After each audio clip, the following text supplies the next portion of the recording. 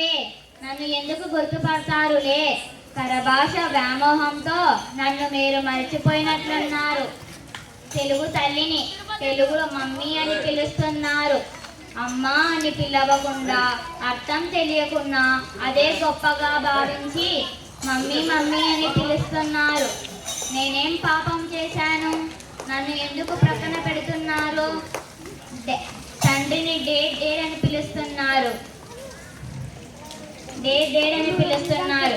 అందమైన అమ్మా నాన్నలుండగా ఈ మమ్మీ డాడీలు ఎందుకు చెప్పండి? నేను క్రీస్తు పూర్వం 400 సంవత్సరాల నుండి జీవిస్తున్నాను. నేను ఎంత గొప్పదానినో తెలుసా? ఏ భాషలో లేని ఛందోబద్ధమైన పద్యం ఒక తెలుగులోనే ఉంది.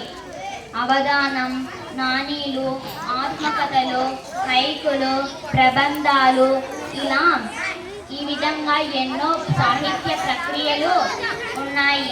మరే ఇతర భాషల్లో ఇన్ని ప్రక్రియలు లేవు. అభివృద్ధి చెందిన జపాన్, చైనాలు వారి మాతృభాషలోనే విద్యను కొనసాగిస్తున్నారు. కానీ ఇక్కడ మాతృభాషను మృత భాషగా మారుస్తున్నారు.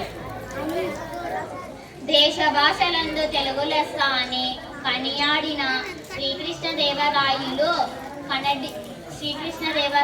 కన్నడిగుడు, భారతదేశీయులు, ఇటాలియన్, ఆపది ఈస్ట్ కనియాడారు.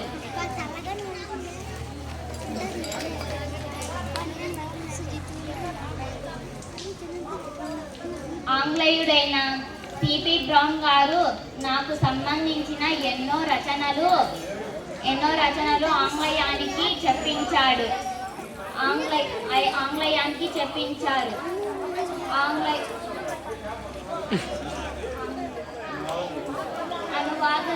అనువాదం చెప్పించాడు.